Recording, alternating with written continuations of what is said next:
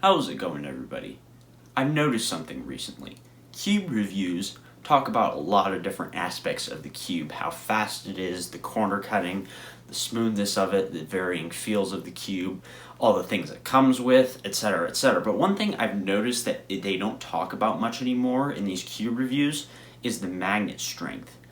A lot of cube reviews sort of gloss over that, and I was starting to wonder why. But then I looked back and I noticed an interesting thing that happened with a lot of cube reviews when they talk about magnet strength, and that's that they disagree with other reviewers on how strong the magnets are.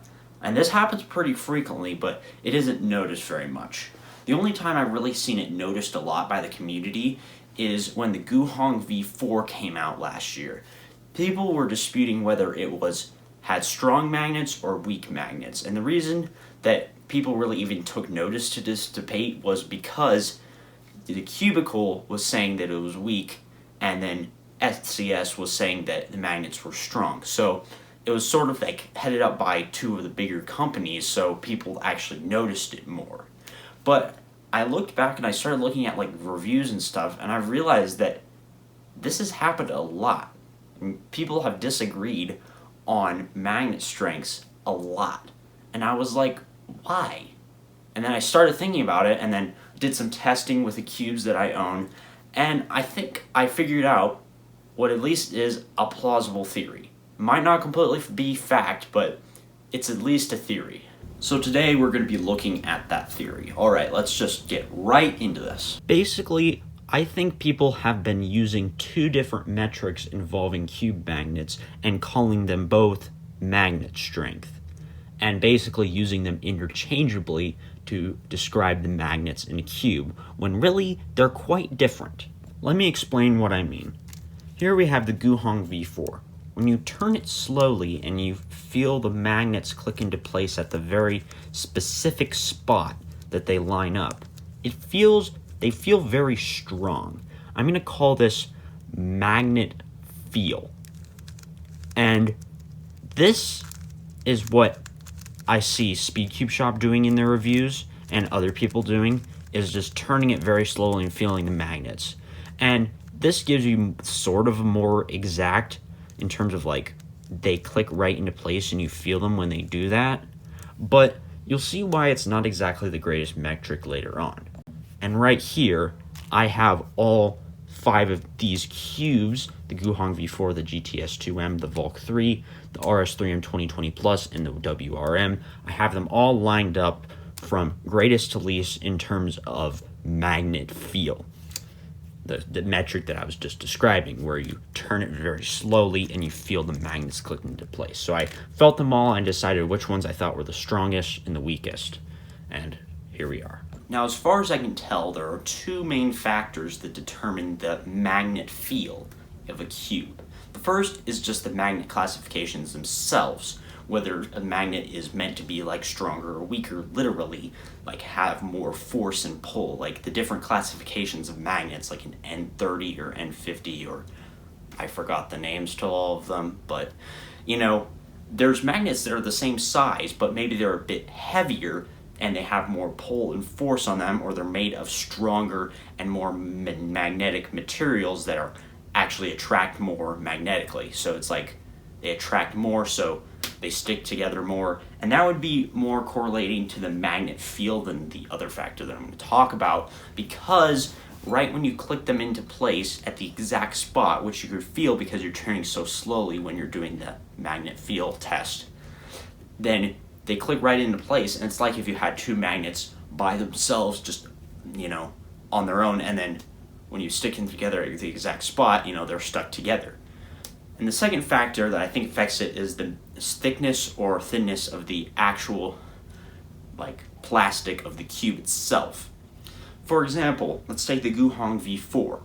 It has very thin plastic because Diane wanted to make it light. Of course, that sort of backfired with the center caps always breaking, but that's besides the point. Anyways, when you have thinner plastic, obviously you're going to have less resistance between the magnets. That's why the Guhong's magnets feel so strong, is because there's not much plastic in between them. Of course, they also have strong-ish magnets by themselves. Now, the second metric that people seem to use to describe magnet strength is what I'm going to call magnet pull. Now, this is much harder to describe than magnet feel, but I'll do my best. Basically, magnet pull is more like what you're doing in an actual solve where you're turning quickly. It's how much you can even slightly feel the magnets during an actual solve or quick turning. Because when you're turning so quickly, you're probably going to quickly skip over that exact point where the magnets truly interact that you would really feel during the magnet feel test. Magnet pull is the subtle force that keeps the cube in place while you're turning very quickly.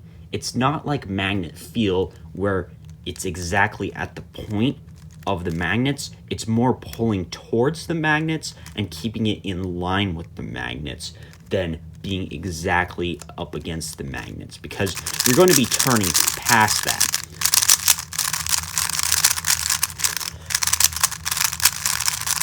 So essentially, magnet pull is how much you can sort of feel that happening during solves. You shouldn't feel too much of it, but it is there.